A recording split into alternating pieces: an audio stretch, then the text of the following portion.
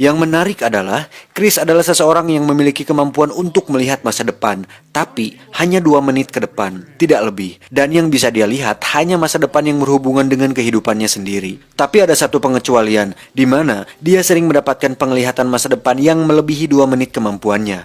Di situ terlihat Chris sedang berada di sebuah kafe. Dan yang menjadi misteri adalah kemunculan sosok wanita misterius yang membuat Chris penasaran. Untuk itu dia sering pergi ke kafe tersebut dengan maksud menunggu si wanita muncul. Namun karena dia sendiri tidak tahu kapan itu terjadi, Chris pun tak pernah melihatnya.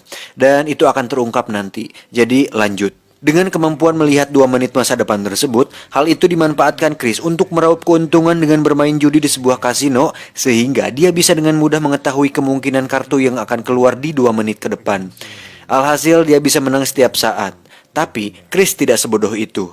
Dia dengan sengaja akan kalah untuk mengurangi kecurigaan orang-orang, sehingga identitas dan kemampuannya tetap akan aman. Namun saat ini kita bisa melihat para pengawas kasino sudah mulai mencurigai bahwa Chris berbuat curang dalam permainannya. Ditambah, Chris melihat langsung ke arah kamera yang membuat mereka menurunkan security untuk mengamankannya.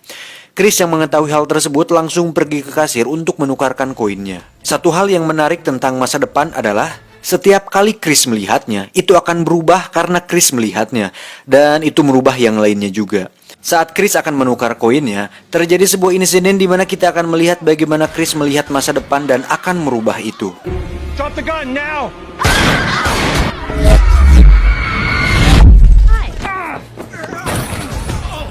It's his gun. He was gonna shoot 2 people. Step back, we'll settle this. Out of this damn place now! Freeman, CeeLo, left.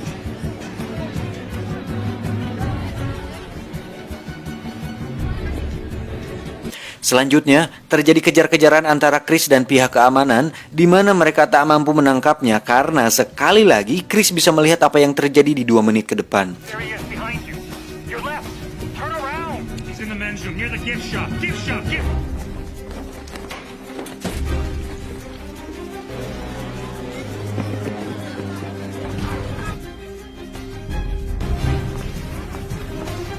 Black t-shirt, straw hat, heading towards the entrance.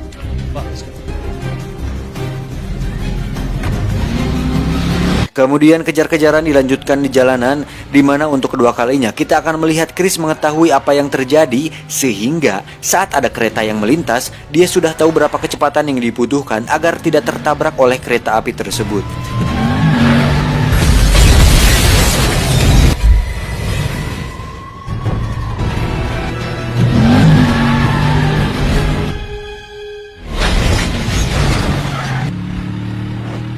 Di sisi lain, ternyata kemampuan Chris tidak serahasia yang dibayangkan. Karena ada seorang FBI yang bernama Kelly sudah sejak lama mengetahui hal tersebut dan sedang melakukan pengejaran kepada Chris. Setelah berhasil melacak mobil yang dikendarai Chris tadi, mereka semua pun langsung pergi ke sana. Chris sendiri terlihat sedang bermain biliar bersama sahabatnya di sana.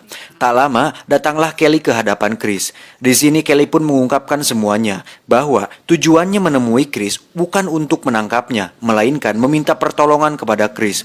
Kelly bercerita bahwa ada sebuah masalah besar yang sangat penting, di mana baru-baru ini ada kelompok teroris yang mencuri bahan nuklir untuk diledakkan.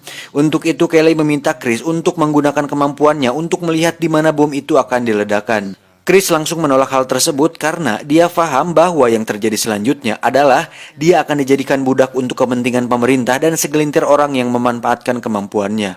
Bukan tanpa sebab, Chris berbicara seperti itu karena sejak usia 3 tahun dia sudah dijadikan bahan penelitian oleh orang-orang yang tertarik dengan kemampuannya. Karena terus menolak, Kelly pun terpaksa mengerahkan pasukannya untuk masuk dan mengepung Chris. Dan ternyata itu semua hanya gambaran masa depan yang ada di dalam kepala Chris. Sehingga sebelum Kelly datang, Chris langsung kabur dari sana. Kelly yang datang terlambat pun berkata kepada temannya bahwa pasti aku hanya telat beberapa detik. Esoknya kita akan melihat Chris sedang berada di sebuah kafe di mana dia sedang menunggu wanita misterius yang muncul di penglihatan masa depannya yang tadi saya ceritakan. Setelah menunggu beberapa saat, akhirnya si wanita itu muncul.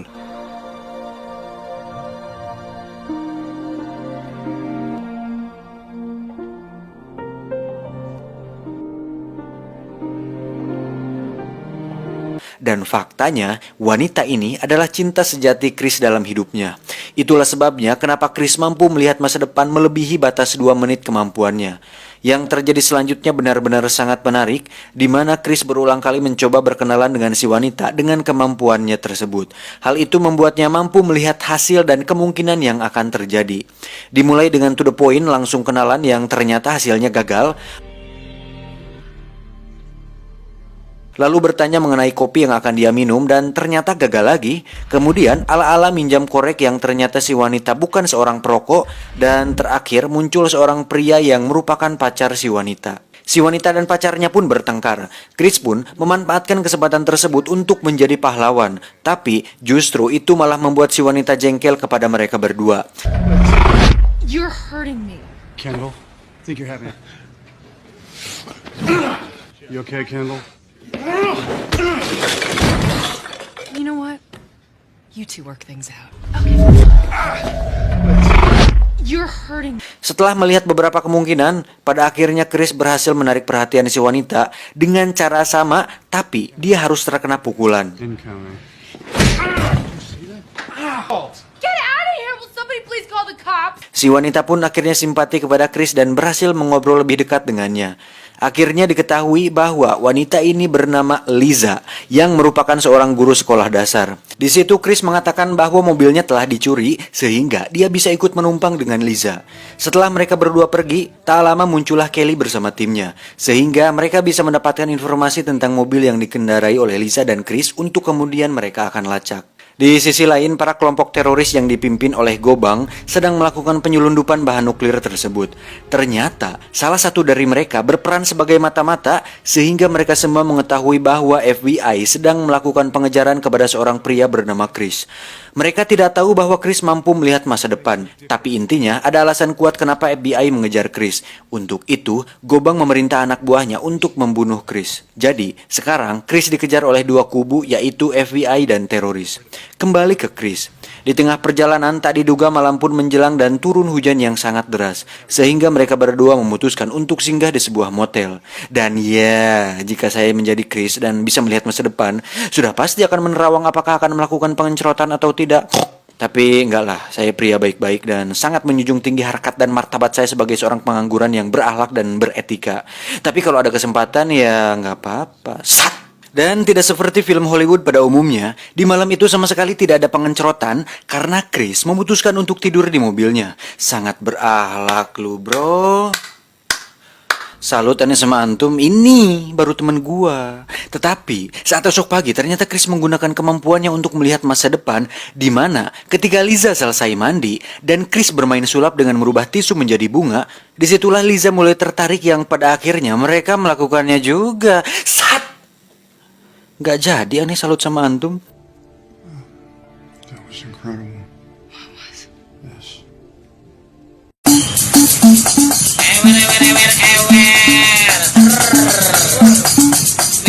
Setelah selesai melakukan pengerocokan, Chris pun terlihat melamun dan mungkin sedang berpikir bahwa Liza adalah jodohku. Saat menjelang siang, Liza pergi ke sebuah Alfamart untuk belanja Durex dan camilan. Kelly yang sudah mengetahui lokasi mereka memanfaatkan kesempatan itu untuk menangkap Chris, di mana Kelly mengatakan bahwa Chris adalah seorang psikopat berbahaya yang pandai berbohong. Kelly pun menunjukkan video saat Chris sedang berada di kasino untuk memberikannya bukti. Dan dengan semua kebohongan itu, Kelly meminta bantuan Liza untuk menangkap Chris dengan cara memasukkan obat tidur ke minumannya.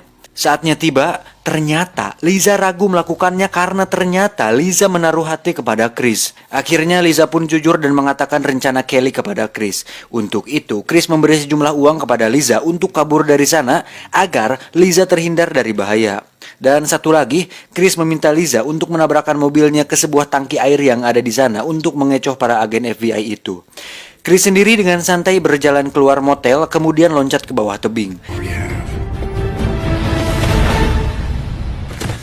Go get him!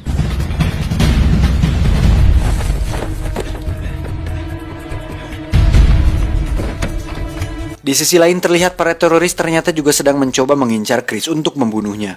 Namun, Chris berhasil mengetahuinya.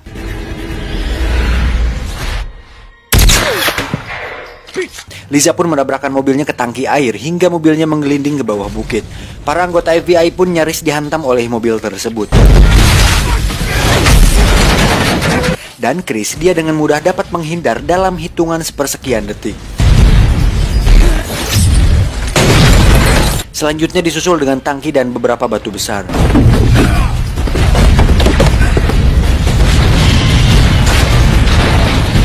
Saat sampai di bawah, Chris sudah disambut oleh Kelly. Namun, saat beberapa kayu akan menghantam mereka berdua, Chris tidak langsung kabur dan justru malah menyelamatkan Kelly.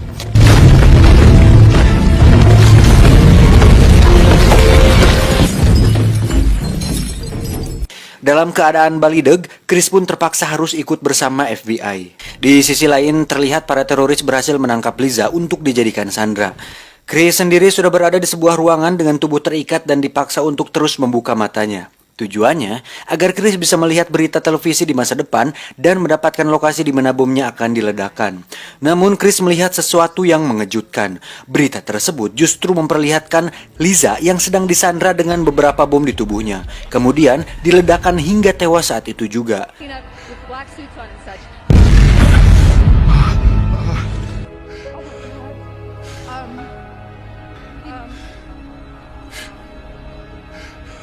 Dan ingat sekali lagi bahwa Chris mampu melihat jauh melebihi 2 menit kemampuannya jika hal itu berhubungan dengan Liza langsung.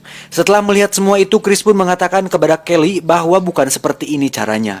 Kemampuannya tidak akan bisa digunakan jika dia di posisi terikat dan dipaksa seperti ini. Kelly lalu menyuruh anak buahnya untuk memasukkan Chris ke sebuah ruangan. Tapi saat akan dimasukkan, disitulah Chris meloloskan diri. Hey, wait. Can I get a smoke or something? I need to relax. Look at this. Look. Ta-da!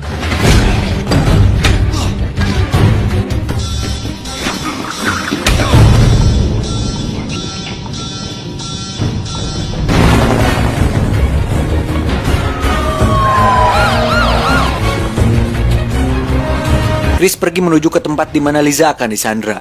Setelah melihat situasi dan berbagai kemungkinan yang akan terjadi, Chris tidak punya pilihan lain selain bekerja sama dengan Kelly. Untuk itu, Chris dan Kelly menyusun sebuah rencana agar Kelly bisa diselamatkan dan bomnya juga bisa ditemukan. Dengan kemampuan yang dimiliki, Chris pun memimpin rencana penggerbegan ini. Dimulai dengan melumpuhkan mobil yang di dalamnya ada Liza, Chris pun mengarahkan di mana dan kapan Kelly harus menembak sehingga tembakan tersebut bisa tepat sasaran. Liza pun keluar dari mobil tapi masih belum aman karena di sana terjadi adegan tembak-tembakan yang membuat Liza harus lari ke dalam sebuah bangunan. Dan ujung-ujungnya Liza kembali dijadikan sandera dan mereka masuk ke dalam sebuah kapal. Namun tenang, dengan semua kemampuan Chris, Kelly dan tim pun bisa dengan santai berjalan di zona perang tersebut tanpa harus takut tertembak. Satu persatu anggota teroris pun dengan mudah bisa Kelly dan tim lumpuhkan, bahkan sebelum mereka akan menembak. For the doorway, 8 inches above the guardrail.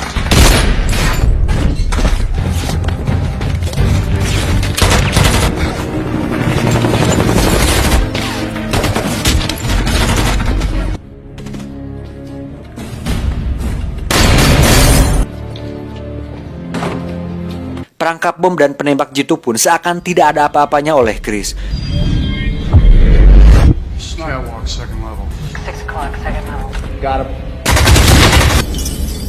Selanjutnya, untuk mempercepat pencarian, Chris menyuruh Kelly dan timnya untuk menyebar. Sisanya, Chris akan lakukan sendiri. Di sini, Chris mengerahkan seluruh kemampuan penerawangannya untuk melakukan kemungkinan dalam satu waktu. Di sini saya jelaskan kembali bahwa seperti yang dijelaskan di awal, ketika Chris bisa melihat masa depan, otomatis masa depan itu akan berubah karena Chris melihatnya terlebih dahulu. Pada adegan ini kita bisa melihat Chris sedang melakukan kemungkinan di masa depan, namun dilakukan secara bersamaan sehingga dia bisa tahu di mana lokasi Liza berada. Setelah didapatkan, mereka pun langsung menghampiri Gobang dan Liza. Gobang meminta Kelly untuk menjatuhkan senjatanya. Kemudian, Chris bertanya kepada Kelly, "Seberapa hebat kau dalam menembak sasaran?" Kelly menjawab, "Aku sering main PUBG." Chris pun berjalan mendekat kepada Gobang. Dan seperti adegan dalam film Matrix saat Mr. Smith menghindari peluru, Chris pun menggunakan kemampuannya untuk menghindar dengan cepat dari peluru tersebut. You have one way out of this. Saat sampai, Kelly langsung menembak Gobang hingga tewas. Setelah semua selesai, kini giliran bomnya untuk ditemukan. Dan tak diduga, Chris melakukan kesalahan. Bomnya ternyata berada di kapal satunya lagi. Dan bom tersebut akan meledak beberapa detik lagi, sehingga Chris dan kawan-kawan tidak punya waktu untuk melarikan diri. Kemudian...